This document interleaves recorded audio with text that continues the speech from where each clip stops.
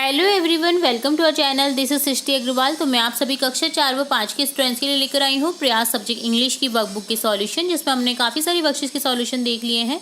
यहाँ पर आगे बढ़ते हुए देखेंगे वर्कशीट 74 से continue.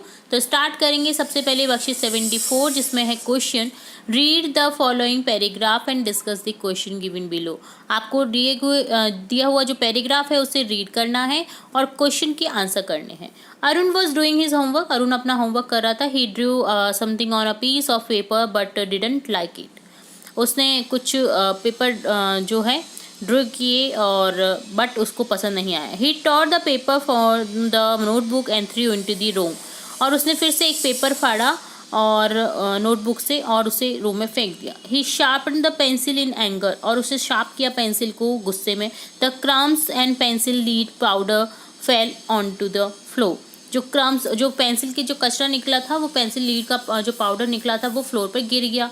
This made the floor very dirty. और ये जो चीज़ है उसकी ये फ्लोर को गंदा कर देती है, ज़मीन को गंदा कर देती है। तो देखिए, व्हाट वाज अरुण डूइंग। क्या कर रहा था Arun? Homework. Why did he throw the paper? He drew something on a piece of paper but didn't like, so he throw the paper and throw it. Taught the paper and throw it. ठीक है। It is good or bad to make the floor dirty like Arun? No, it is bad. Do you keep your school clean? Discuss with your teacher how your school is kept clean and write it in your own words in the box given below. आपको क्या अपने school को clean रखना चाहिए? अपने शिक्षक से आप जो अपना टीचर है उनसे डिस्कस करें कि आपको किस तरह से स्कूल को क्लीन करने में आप मदद कर सकते हैं या आप क्या कर सकते हैं जो क्लीन रहे स्कूल। और आपके अपने सेंटेंस में आपको यहाँ पर लिखना है। जैसे keep a dustbin in every class. प्रत्येक जो क्लास है उसमें डस्टबिन रखनी चाहिए। Each student should follow cleaning rules. और सभी को क्लीनिंग रूल्स फॉलो करनी चाहिए, सभी स्टूडेंट्स को। Keep our playground clean. Playground को क्लीन करना चाहिए, रखना चाहिए। Do not tear paper unnecessary. और अननेसेसरी अनवांछित जो पेपर होते हैं उन्हें नहीं फाड़ना चाहिए। Increase good hygiene practices. और हाइजीन प्रैक्टिस को इंक्रीज करना चाहिए, अच्छी आदतों को। Conduct regular inspections. और जो इंस्पेक्शन होता है जैसे प्रिंसिपल के द्वारा और भी किसी के द्वारा, तो वो कंडक्ट करना चाहिए प्रत्येक क्लास में।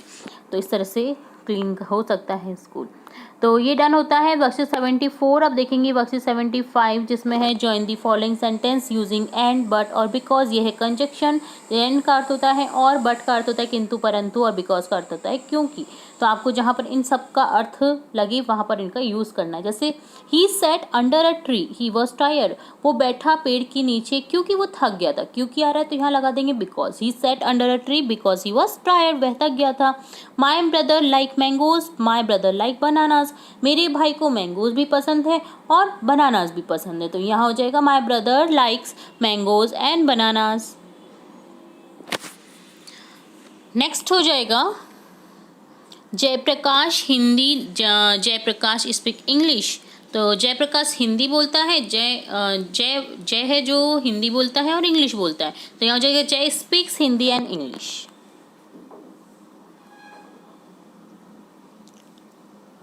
Sonam won the race, she ran very fast. Sonam ने रेस जीत ली है क्योंकि वो बहुत तेज़ भागी। तो क्योंकि आएगा तो यहाँ पर हो जाएगा Sonam won the race because she ran very fast. Pinky worked hard, she did not pass. Pinky ने बहुत कठिन मेहनत की बट वो पास नहीं हुई।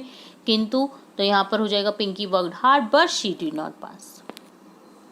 आई waited for Pinky, she did not come. मैंने वेट किया पिंकी का बट वो नहीं आई, पर वो नहीं आई। तो यहाँ हो जाएगा I waited for Pinky but she did not come.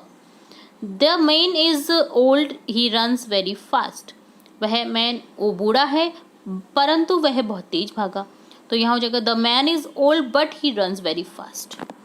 Riya is very sad, she lost her book. Riya बहुत दुखी है क्योंकि उसने अपनी बुक खो दी है। तो यहाँ हो जाएगा Riya is very sad because she lost her book. Shiva has a parrot, Shiva has a dog. Shiva के पास में एक पैरट भी है और एक डॉग भी है। तो यहाँ हो जाएगा Shiva has a parrot and dog. I want to eat something, I am hungry. I want to eat something because I am hungry. क्योंकि मैं भूखा हूँ इसलिए मुझे कुछ खाने के लिए चाहिए।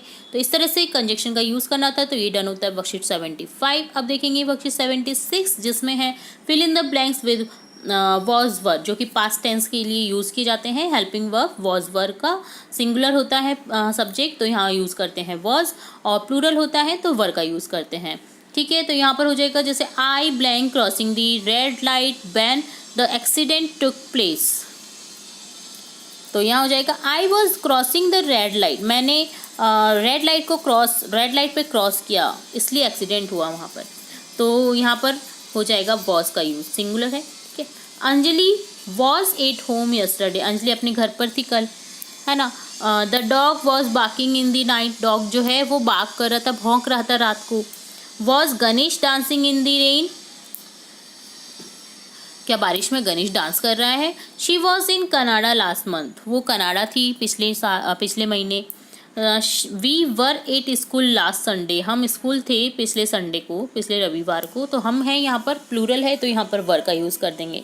द गर्ल्स, अब यहाँ पे बहुत सारी गर्ल्स हैं, गर्ल नहीं है गर्ल्स हैं, लड़कियाँ हैं, तो उनके लिए यूज़ करेंगे बहुवचन में वर का। तब girl were climbing on the tree, जो गर्ल्स हैं जो लड़कियाँ हैं वो पेड़ पर चढ़ रही थी। द बर्ड्स, अब यहाँ पर भी पक्षी हैं बहुत सारे, तो यहाँ यूज़ करेंगे the birds were returning home, अपना जो पक्षी हैं वो अपने घर लौट रहे थे। They were reading a comic book, वो क्या पढ़ रहे थे, कॉमिक बुक पढ़ रहे थे। तो यहाँ पर दे है, उनके लिए यूज़ करेंगे वे के लिए वर का, बहुवचन प्लूरल के लिए यूज़ करते हैं हम वर का। नेक्स्ट है वॉज दिनेश हंग्री, क्या दिनेश हंग्री है तो दिनेश के लिए वॉज का यूज़ करेंगे। दिनेश हंग्री है तो यहाँ पर हेल्पिंग वर्ब के तौर पर वॉज का यूज़ करेंगे, जो कि क्वेश्चन बना देगा यहाँ पर। चिल्ड्रन वर हंग्री, अब एक चाइल्ड नहीं है, चिल्ड्रन का अर्थ होता है बहुत सारे बच्चे, तो यहाँ हो जाएगा चिल्ड्रन वर हंग्री, बच्चे जो हैं वो भूखे थे। Ramesh and Suresh going to Jaipur, Ramesh और सुरेश दो हैं तो यहाँ पर यूज़ करेंगे were Ramesh and Suresh going to Jaipur, क्या रमेश और सुरेश दोनों जयपुर जा रहे हैं। You were a good student, तुम एक अच्छे स्टूडेंट थे, तो यू के साथ में हमेशा यूज़ करना है आपको वॉज नहीं वर का, भले एक सिंगुलर हो या प्लूरल हो, यू के साथ में आपको वर का ही यूज़ करना है। इसी तरह से हैज़ हैव में हैव का यूज़ करते हैं यू के साथ में। तो ये डन होता है वर्कशीट 76। अब देखेंगे वर्कशीट 77, जिसमें है look at the picture and answer the following question. आपको पिक्चर्स के अकॉर्डिंग क्वेश्चन करने हैं, आंसर के क्वेश्चन करने हैं। गेस द इवेंट, ये इवेंट किस चीज़ का हो रहा है, बर्थडे पार्टी हो रही है। ठीक है, व्हेन वर योर बोर्न, यहाँ पर बोर्न लिखना है आपको, बोर्न जो आपका कब हुआ था, तो यहाँ पर डेट लिखनी है, जैसे 2 जुलाई 2012। Right a few words sentence about each of these pictures, आपको इन पिक्चर्स के अकॉर्डिंग सेंटेंस लिखना है। जैसे देखिए गर्ल है वो बॉय को गिफ्ट दे रही है, यानी कि she is giving him a gift, वह उसे गिफ्ट दे रही है। देखिए बच्चे इंजॉय कर रहे हैं, डांस कर रहे हैं, तो यहाँ पर हो जाएगा दे आर इंजॉइंग पार्टी, वे इंजॉय कर रहे हैं पार्टी को।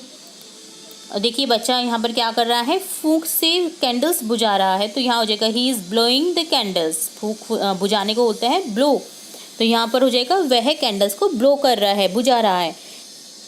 नेक्स्ट वो बाय कर रहा है अपने फ्रेंड्स को, तो यहाँ हो जाएगा he is seeing of his friend, वो अपने फ्रेंड्स को जैसे लास्ट टाइम हम बाय करते हैं ना, उसके लिए यूज़ करते हैं सीइंग ऑफ, तो यहाँ पर हो जाएगा वह बाय कर रहा है अपने फ्रेंड्स को। तो ये डन होता है वर्कशीट 77।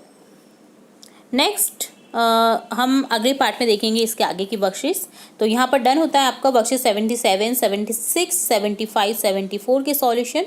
उम्मीद है आपको सभी वर्कशीट्स के सॉल्यूशन अच्छे से समझ आए होंगे। फिर भी अगर कोई भी डाउट रहता है, इसके अलावा किसी भी सब्जेक्ट में आपका डाउट रहता है, तो आप हमें कमेंट बॉक्स में कमेंट करके पूछ सकते हैं।